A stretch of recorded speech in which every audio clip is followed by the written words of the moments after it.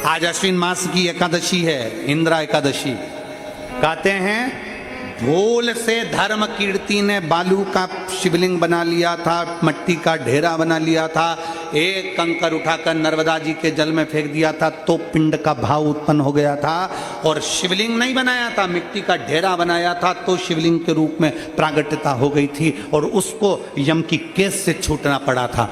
जरा विचार करिएगा, आज इंद्रा एकादशी के दिन आप और हम बैठकर शिव महापुराण की कथा श्रवण कर रहे हैं। हमारे हाथों से कुछ दान हो ना हो, पुण्य हो ना हो, कानों से अगर कथा सुन ली तो हमारे जीवन का कृतार्थता होता है।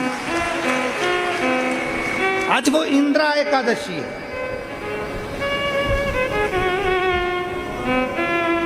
भगवान नारायण मुस्कुरा रहे हैं, लक्ष्मी को देखकर लक्ष्मी से कहा ये भद्रशील, ये भद्रशील, ये भद्रशील।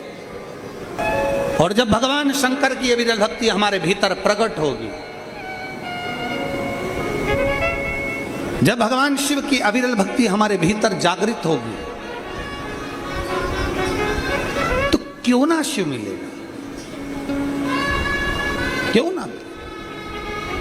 कथा कर रही है, भगवान शंकर का चरित्र कराए, भगवान शंकर का संवाद कराए।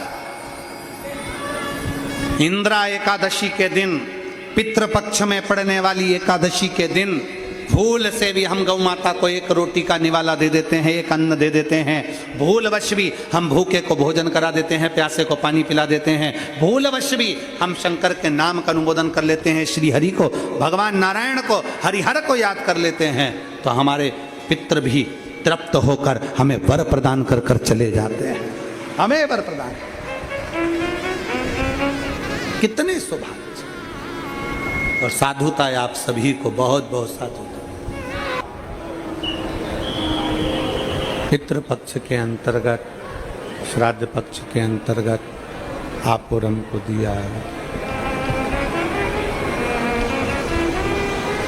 एक तो मानव की देह और साथ में भगवान शिव की भक्ति। कई बार शरीर मानव का मिल जाता है पर भगवान की भक्ति नहीं हो पाती।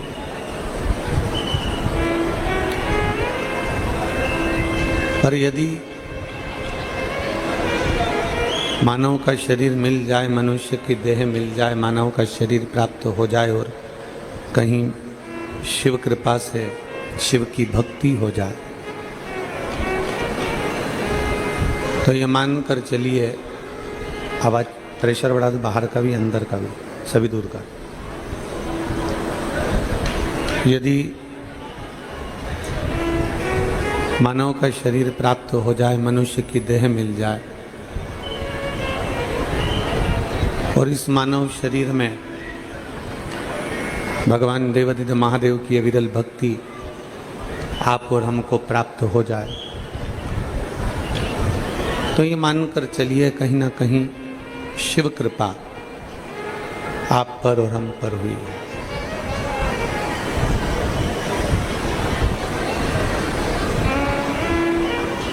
83,99,999 योनियां काटने के बाद ये मानव की देह मिलती है।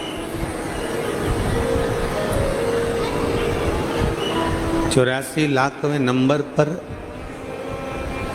ये मानव का शरीर आता है और इस शरीर को पाने के बाद अगर हम भगवान की अविरल भक्ति से दूर हैं, शिव तत्व से दूर हैं, तो फिर ये मानकर चलिए कि हमारा शरीर मिलना व्यर्थ है, हमारा शरीर मिलना बेकार।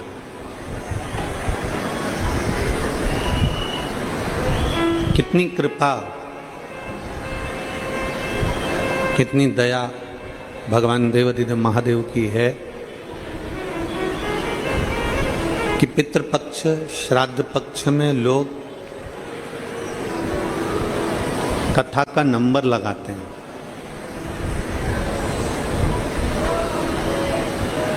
श्राद्ध पक्ष के लिए लोग साल भर कथा का इंतजार करते हैं कि श्राद्ध पक्ष में हमको कथा मिले, हमारे गांव को कथा मिले, हमारे नगर को कथा मिले, हमारे क्षेत्र को कथा मिले। अभी श्री आमदार श्री सुहास अन्ना जी कह रहे थे कि कहीं पुण्य है नांदगांव वालों का और माननीय आमदार जी का। लोग इस पितृपक्ष की कथा के लिए नंबर लगाते हैं, फिर वो कथा उनके नगर में होती है तो एक उत्साह, एक आनंद रहता है। नांदगांव वालों को और माननीय आमदार सुहाजी अन्ना जी को मैं साधुवाद देता हूँ। श्रीमती सो अंजुम ताई जी को भी बहुत बहुत साधुवाद देता हूँ, जिन्होंने इस पवित्र कथा का लाभ लिया है। नांदगांव वासियों के लिए, अपने क्षेत्र वासियों के लिए पितृपक्ष में ये कथा ली है और पूरे क्षेत्रवासियों का कल्याण किया है। पूरे क्षेत्रवासियों, शरीर मिल गया, मानव का प्राप्त हो गया, और शरीर प्राप्त करने के बाद भी हम भगवान की भक्ति से अगर दूर रह गए तो फिर उस शरीर के प्राप्त करने का कोई फल नहीं। अगर शरीर मिला है, शरीर प्राप्त हुआ है, तो भगवान की अविरल भक्ति भी हमें प्राप्त करना है।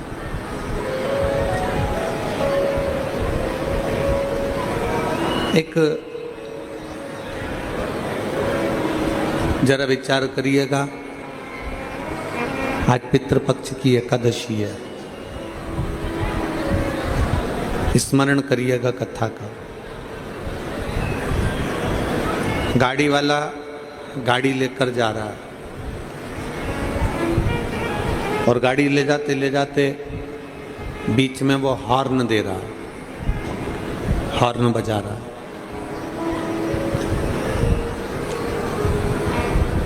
हॉर्न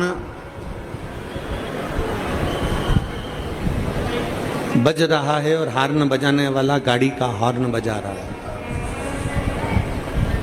गाड़ी चलाने वाला व्यक्ति जो हॉर्न बजाता है, हॉर्न बजाने वाले व्यक्ति से ज़्यादा फायदा होता है हॉर्न सुनने वाले का। हॉर्न बजाने वाले का फायदा कम है, पर गाड़ी का हॉर्न सुनने वाले का फायदा ज़्यादा है कि हॉर्न सुनते से ही वो गाड़ी वो रास्ते में से, बीच में से हट जाता है। गाड़ी चलाने वाले का तो काम है कि वो हॉर्न देगा, पर हॉर्न बजाने वाले से ज़्यादा फायदेमंद है हॉर्न सुनने वाले। मान लो गाड़ी वाला आया और उसने हॉर्न बजाया ही नहीं, और बजाया नहीं हॉर्न, और तुम बीच में चल रहे हो और तुम्हें गाड़ी ठोक दे, तो तुम क्या कहोगे? हॉर्न तो बजाता। अगर तू हॉर्न बजाता तो मैं सुनती, और सुनती तो मैं एक साइड हो जाती। तूने हॉर्न नहीं बजाया। बीच रास्ते में अगर कोई चल रहा है और तुम गाड़ी लेकर जा रहे हो और हॉर्न नहीं बजाया और किसी में ठोक दी, किसी में लग गई, किसी को पड़ गई, तो वो कहेगा कम से कम हॉर्न तो देते। तुमने हॉर्न नहीं बजाया तो ये गाड़ी भड़क गई, लग गई। हॉर्न बजाने वाले से ज़्यादा फायदा है हॉर्न सुनने वाले का। उसी तरह शिव महापुराण की कथा बाँचने वाले को फायदे से ज़्यादा फायदा है शिव पुराण को सुनने वाले का। जो सुनता है वो अपने जीवन में उतार। बाँचने वाला तो बाँचेगा, सुनाने वाला तो सुनाएगा, पर उसमें सबसे ज़्यादा लाभ है आपका। आप जब अपना घर छोड़कर, परिवार छोड़कर, कुटुंब छोड़कर, अपना द्वार छोड़कर जब भगवान के दरवाजे पर आते हो, जब शिव महापुराण की चौखट तक पहुँचते हो, कुबेरेश्वर धाम तक पहुँचते हो, बाबा के धाम तक पहुँचते हो, तो एक ना एक दिन मेरा कुबेर भंडारी भी अपना द्वार छोड़कर तुम्हारे दरवाजे पर जरूर आता है। हम किसी के दरवाजे पर गए हैं तो कोई हमारे दरवाजे पर आएगा। हम किसी रिश्तेदार के घर शादी में गए हैं तो रिश्तेदार हमारे घर आएगा। ये आपके और हमारे ऊपर निर्भर करता है।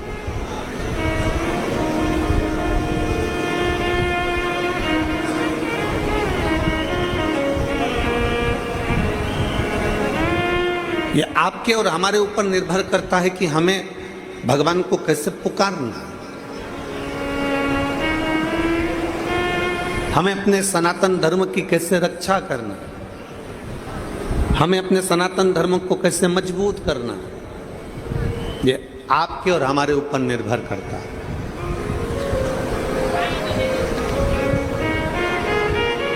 आप वोट डालने के लिए वोटिंग केंद्र पर ही नहीं पहुंचो,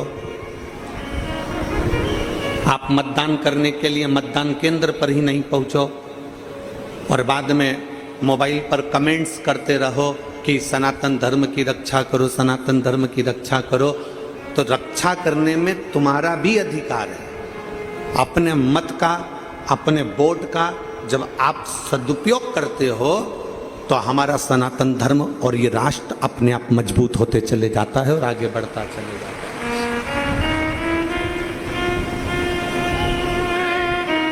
राष्ट्र को मजबूत बनाने के लिए एक एक व्यक्ति की जरूरत पड़ती है,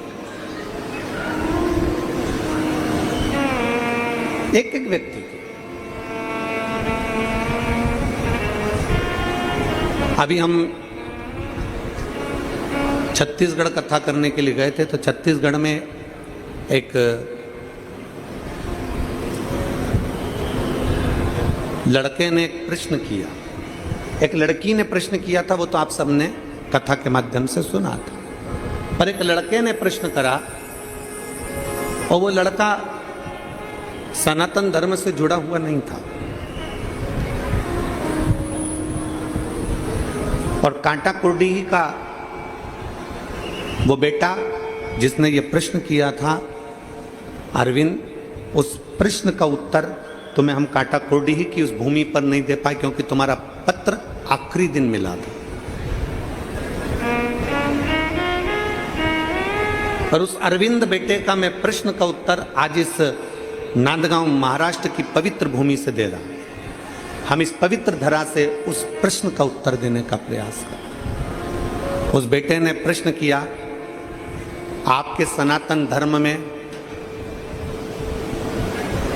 आपके सनातनियों ने, आपके हिंदुओं ने भगवान को व्यापार बनाकर रखा। उस लड़के ने प्रश्न किया, आपके सनातन धर्म में रोज मंदिर में भगवान की मूर्ति को सजा धजा के खड़ा कर देते हैं। उस लड़के ने प्रश्न किया, आपके हिंदू धर्म में, सनातन धर्म में मूर्तियों को मंदिर में मुकुट पहना के, कपड़े पहनाकर, माला पहनाकर खड़ा कर देते हैं।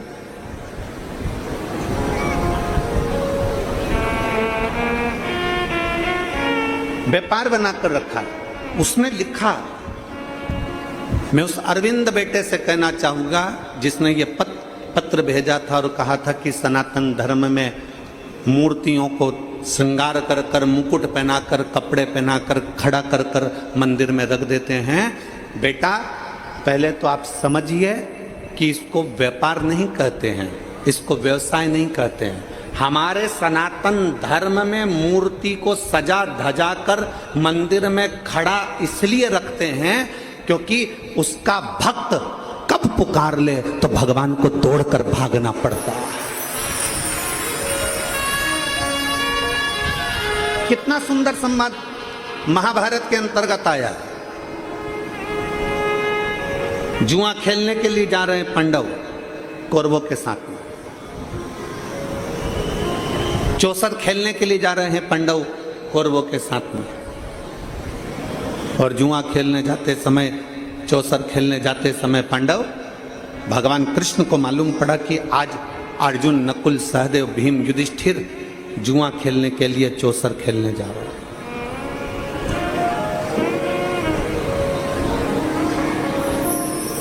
आज जुआ खेलने के लिए जा रहे हैं। भगवान कृष्ण को यह सूचना मिल गई कि मेरे पांडव आज चौसर खेलने जा रहे, और भगवान कृष्ण मस्तक पे मुकुट लगाकर, वस्त्र धारण कर कर, श्रृंगार कर कर जहां पांडव जा रहे थे उनके आगे आगे भगवान कृष्ण चलने लगे।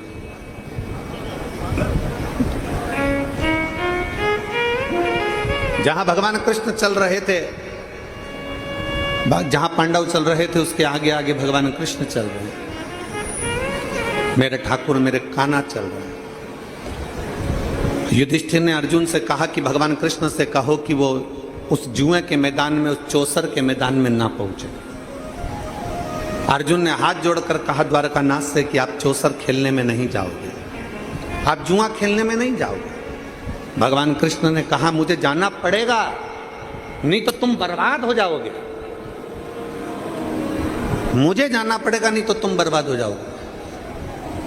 भीम, नकुल, सहदेव, युधिष्ठिर, अर्जुन सब ने मना कर दिया, हम आपके हाथ जोड़ते हैं, आप चौसर खेलने में नहीं जाओगे, जुआ खेलने में नहीं जाओगे। भगवान कृष्ण ने कहा ठीक है, मैं नहीं जाऊंगा। एक काम करो, मैं तैयार खड़ा रहूंगा, तैयार।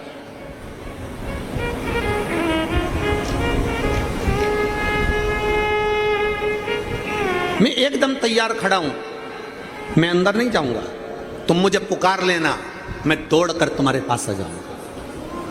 मैं मुकुट भी लगाया हूं, मैं कपड़े भी पहना हूं, मैं श्रृंगार भी करा हूं, बस तुम मुझे आवाज लगाना, मैं तुम्हारे पास दौड़ कर आ जाऊंगा। पांडवों ने कहा ये ठीक है, हम आपको बुलाएं तब तुम अंदर आना, जब तक ना बुलाया जाए तब तक द्वारकाधीश अंदर मत आना। भगवान ने कहा ठीक है, ठीक है। भगवान मुकुट पहनकर बैठे नहीं, भगवान मुकुट पहनकर खड़े रहे, खड़े रहे, इंतजार करते रहे, पांडव मुझे बुलाएंगे, पांडव मुझे बुलाएंगे। चौसर में हारते रहे पांडव, पर भगवान को नहीं बुलाया। आखिरी में बुलाया किसने था? जब द्रौपदी का चीर खींचा तब द्रौपदी ने पुकारा, तो भगवान दौड़कर उस द्रौपदी का चीर बढ़ाने के लिए आए। दुनिया के लोग कहते हैं, वो बेटा कह रहा था अरविंद कि आपके हिंदू धर्म में, सनातन धर्म में भगवान को व्यापार बना दिया, मुकुट पहनाकर, कपड़े पहनाकर, श्रृंगार कर कर मंदिर में भगवान को खड़ा रखते हो। हम कहते हैं कि मेरा भगवान श्रृंगार कर कर रोज मंदिर में खड़ा इसलिए रहता है क्योंकि कोई भक्त जब उसे पुकारेगा तो 1 मिनट की देरी ना लगे और वो मंदिर छोड़कर भाग कर चला जाए।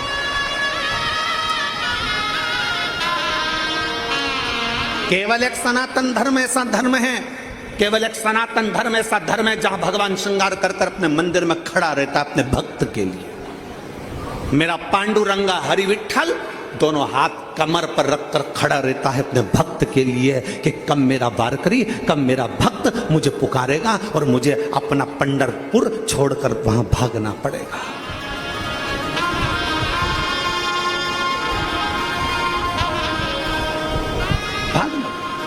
और देहाची तिजोरी भक्ति चाच ठेवा, उघड़दार देवा उघड़दार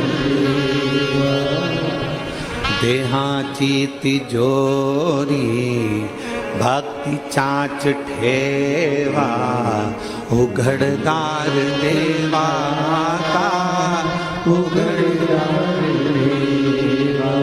भगवान भाव से भागता है, भगवान भाव से। आप पूछिएगा आपके आमदार जी से, हम कहेंगे आपके क्षेत्र के आमदार जी से पूछिएगा, श्री सुहाजी अण्णा जी से पूछना आप लोग, कथा क्या सुहास अण्णा जी ने ली? नहीं, कथा अंजुम ताई इस कथा को अपने मोबाइल पर, टीवी पर सुनती थी और अंजुम ताई ने इस कथा को आगे बढ़कर अपने पति से कहकर यह कथा नांदगांव में लेकर।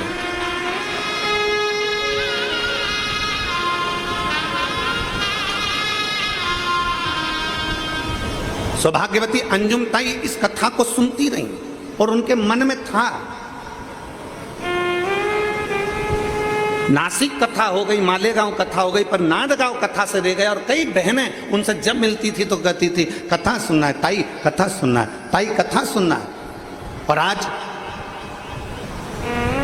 मैं सुहासन्ना जी से, अंजुम ताई जी से कहूँगा कि दुनिया के लोग रक्षाबंधन का गिफ्ट अपनी बहन को जो देते हैं, आपने रक्षाबंधन का गिफ्ट अपनी बहनों को ये प्रदान कर दिया शिव महापुराण के रूप में। मैं साधुता देता हूँ, मैं साधुता प्रदान करता हूँ आज संपूर्ण क्षेत्र के लिए। और मैं सुहासन्ना जी को धन्यवाद देता हूँ कि इस कथा का मैनेजमेंट बहुत सुंदर, हर तरह से भक्तों के लिए पूरी व्यवस्था के साथ ये कथा करी जा रही है। साधुता है आप, साधु आपका विश्वास। अभी हमारे सावन पंडित जी कह रहे थे माइक पर कि विधायक बहुत हैं, आमदार बहुत हैं, पर सुहासन्ना जी जैसा विधायक और उनकी धर्मपत्नी दोनों शंकर के भक्ति के इतने प्रबल हैं कि उनके क्षेत्र में जो भी शिव मंदिर का निर्माण कराने के लिए आता है तो कुछ ना कुछ सहयोग उनकी तरफ से जरूर दिया जाता है। बहुत बहुत साधुवाद।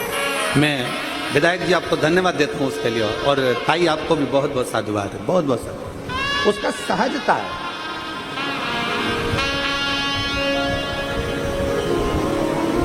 दुनिया के लोग कहें कि तुम्हारा भगवान खड़ा रहता है श्रृंगार कर कर, दुनिया के लोगों से कहना है, सनातन धर्म पर उंगली उठाने वालों से कहना है सावधान रहिए। ये मत कहो कि तुम्हारा भगवान मंदिर में खड़ा रहता है सज धज कर। हमारा भगवान मंदिर में सज धज कर इसलिए खड़ा रहता है कि उसका भक्त जब पुकारे, उठने में भी देरी ना लगे, वो दौड़ पड़े और जाकर उसका कल्याण कर दे, इसलिए खड़ा रहता है, इसलिए खड़ा है। अयोध्या में राम जी खड़े हैं, तिरुमाला में तिरुपति बालाजी खड़े हैं, नाथद्वारा में श्री जी बाबा खड़े हैं, वृंदावन में मेरा बांके बिहारी खड़ा है। वो हर पल हर घड़ी मेरा राम, मेरा कृष्ण, मेरा शिव, मेरा त्रिकालदर्शी, मेरा कैलाशी अविनाशी आपके दुख को हरने के लिए खड़ा है। उसको पहचानो। कोई कह दे कि तुम्हारा भगवान खड़ा रहता, हाँ खड़ा रहता है। कोई कह दे तुम्हारा भगवान सज धज कर खड़ा रहता, हाँ खड़ा रहता है।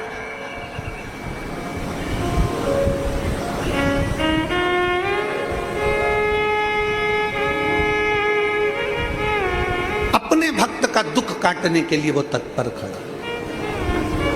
उसने सूचना दी, उसने पुकारा और वो आया, उसने पुकारा और वो आया।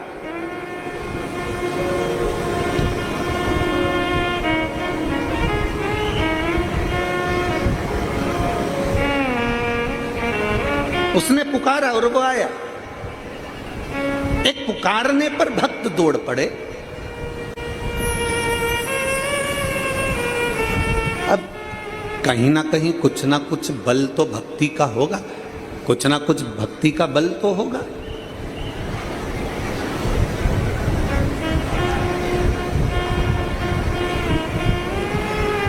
और बिना भक्ति के भगवान की प्राप्ति नहीं है।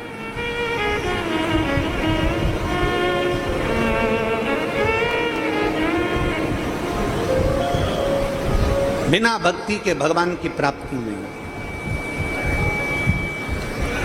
जिस दिन भक्ति के बल पर तुम जागृत हो गए, उस दिन शिव तुमसे दूर नहीं है, शंकर तुमसे दूर नहीं है। एक कथा आती है शिव महापुराण के अंतर्गत गालव मुनि की।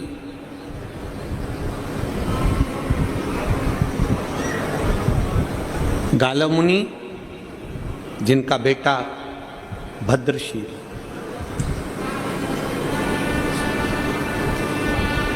गालव मुनि जिनका बेटा भद्रशील छोटी सी अवस्था है, जन्म लिया, उसके 4 साल का बच्चा है, 5 साल का बच्चा है।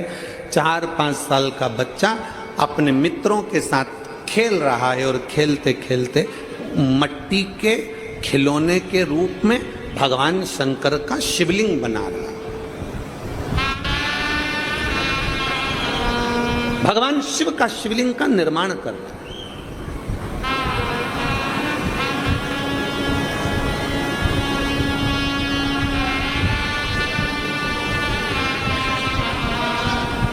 भगवान शंकर के शिवलिंग का निर्माण कर रहा है। और निर्माण कर कर क्या कर रहा है? शंकर भगवान का शिवलिंग बना लिया और वहीं पे मिट्टी पे ऐसा उंगली से गोला बनाया, थोड़ी थोड़ी मिट्टी का ढेरा रख लिया और मिट्टी का ढेरा रखकर और उसी मिट्टी में से उठाकर शिवलिंग पर मिट्टी डाल रहा है। मैंने अबीर चढ़ा दिया, मैंने चंदन चढ़ा दिया, मैंने अगर तगर चढ़ा दिया, मैंने जो मिला भगवान शंकर को, बस उस बच्चे को कुछ भी ध्यान नहीं है कि वो क्या बोल रहा है। वो तो पिताजी के मुख से यज्ञ की सामग्री सुनता था, अगर तगर भस्म आदि आदि जो जो सामग्री सांकल्य आदि जो सुनता था वही बक बक कर बोल बोल कर चढ़ाते जा। मैंने अगर तगर चढ़ा दिया, मैंने अबीर चढ़ा दिया, मैंने गुलाल चढ़ा दिया, मैंने कुंकू चढ़ा दिया, मैंने हल्दी चढ़ा दिया। चढ़ा क्या रहा था? क्या चढ़ा रहा था? जम के बोलो जरा। मिट्टी। क्या चढ़ा रहा है वो? मिट्टी। उसके पास ना अबीर है, ना गुलाल है, ना उसके पास चंदन है, ना कोई वस्तु है। वो तो मिट्टी उठा रहा था और शंकर के शिवलिंग पर चढ़ाता था। बच्चा, बालक, बस मिट्टी उठाई और डाली, मिट्टी उठाई और डाली। आपके घर में भी जब बच्चे छोटे हैं ना, छोटे छोटे बच्चे अपने अपने घरों में, छोटे छोटे बच्चे गणेश जी की मूर्ति उठा लेते हैं, छोटे छोटे बच्चे अपने घर में देवी देवता की कोई मूर्ति उठा लेते हैं, छोटे छोटे बच्चे अपने घर में भगवान की कोई मूर्त उठा लेते हैं। और छोटे छोटे बच्चे जब भगवान की मूर्त उठाकर उसकी पूजन करने लगते हैं और पूजन करते हैं बच्चे। और पूजन करते करते छोटे छोटे बच्चे जब पूजन करते हैं तो उनके मन में जो आता है, जैसा आता है वैसा वो प्रार्थना करते हैं। उनके मन में जैसा आया, उनके मन में जो भाव आया, उनके मन में जैसा हुआ, उन्होंने वो बाबा को देना प्रारंभ कर दिया। छोटे छोटे बच्चे, उनके मन में जो भाव प्रकट होता है वो भाव से भगवान को दे देते हैं। छोटे छोटे बच्चे कभी कभी अपने माता पिता को भी कह देते हैं, पिताजी लो मैं तुम्हारे लिए गुलाब जामुन लेकर आई हूं, खाओ। लो मैं तुम्हारे लिए गुलाब जामुन लेकर आई हूं, पाइए। पिताजी मैं तुम्हारे लिए ये सामग्री लेकर आई हूं, ले पाइए, ले पाओ। भाव से, भक्ति से, विश्वास के साथ, भरोसे के साथ, दृढ़ता के साथ में भगवान को रिझाया जाए। और मैंने तेरे ही भरोसे बाबा, तेरे ही भरोसे हवा बिच उड़ती जवानी, बाबा डोर तो छड़ना मैं कटी जावानी। भोले मैं तेरी पदम, शंभो मैं तेरी पदम, हवा बिच उड़ती जावांगी, बाबा डोर तो छड़ना मैं कटी जावांगी। भोले मैं तेरी पतंग, शंभो मैं तेरी पतंग। गालव मुनि के पुत्र भद्रशील मिट्टी का शिवलिंग बना रहे हैं, मिट्टी का खिलौने में शंकर का शिवलिंग बना रहे हैं, खिलौने में भगवान की मूर्ति बना रहे हैं, मट्टी की कोई मूर्त बना रहे हैं और मिट्टी ही उन पर डालते जा रहे हैं। चंदन चढ़ाया, मैंने अबीर चढ़ाया, मैंने गुलाल चढ़ाया, मैंने पुष्प चढ़ाया, मिट्टी उठा उठा कर भगवान पर डाल रहे थे। जैसे ही मिट्टी डाल रहे थे, माँ लक्ष्मी वैकुंठ में बैठी थी और माता लक्ष्मी की दृष्टि गालव मुनि के बेटे भद्रशील पर पड़ गई।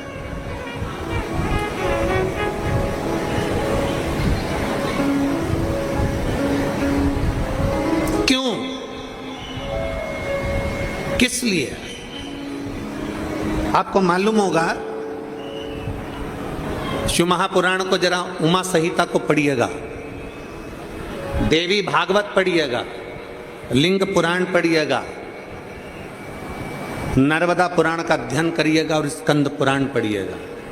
उसमें वर्णन आता है भगवान नारायण जी के साथ में माता लक्ष्मी का विवाह भगवान शंकर ने करा दिया। लक्ष्मी जी ने नारायण के सामने भगवान शंकर जी से पूछा कि मेरे लिए आज्ञा करिए कि मैं आपकी क्या सेवा कर सकती हूं, क्योंकि आपने मेरा विवाह नारायण के साथ कराया। आपने मेरा विवाह नारायण के साथ कराया, मेरे लिए आज्ञा करिए कि मैं क्या कर सकती हूं। भगवान नारायण के सामने लक्ष्मी जी ने शंकर जी से पूछा तो भोलेनाथ जी ने लक्ष्मी जी से कहा, हे लक्ष्मी, तू नारायण के चरणों में रहोगी, तुम नारायण की अर्धांगिनी रहोगी, पर निवेदन केवल तुमसे इतना है, जो भूल से भी अगर शंकर के शिवलिंग का निर्माण करे, भूल से भी शंकर के ऊपर एक लोटा जल चढ़ाए, भूल से भी शंकर के मंदिर के सामने से निकल जाए, भूल से भी शंकर के दरवाजे के अंदर प्रवेश कर जाए, शिव के द्वारे पर पहुंच जाए, भूलवश भी अगर कोई शिव महापुराण की कथा तक पहुंच जाए, भूलवश भी 12 ज्योतिर्लिंग में से एक ज्योतिर्लिंग पर पहुंच जाए, भूलवश भी शंकर की चौखट तक पहुंच जाए, वो अंदर जाए चाहे ना जाए, वो छुए चाहे नहीं छुए, वो भगवान का भजन करे चाहे नहीं करे, पर लक्ष्मी ये तुम्हारा काम है कि शंकर के मंदिर के सामने से निकलने वाले पर, शंकर के मंदिर में आने वाले पर, शंकर का पार्थिव लिंग बनाने वाले पर, शंकर की कथा सुनने वाले पर लक्ष्मी 33 कोटि देवता में कोई उन पर दृष्टि दे चाहे ना दे, सबसे पहली दृष्टि लक्ष्मी तुम्हारी पड़ना चाहिए, उसका कल्याण होना चाहिए। ये वचन है माता लक्ष्मी का भगवान शंकर को। अगर कोई शंकर के मंदिर में जाएगा, शंकर के शिवालय में एक लोटा जल चढ़ाने को जाएगा, अगर कोई कहीं भाव से शिव महापुराण की कथा सुनने के लिए जाएगा, कोई भाव से शंकर की स्तुति करने के लिए जाएगा, स्मरण करने के लिए जाएगा, तो ये निश्चित है सबसे पहली दृष्टि माता लक्ष्मी उस पर देती। अच्छा, आप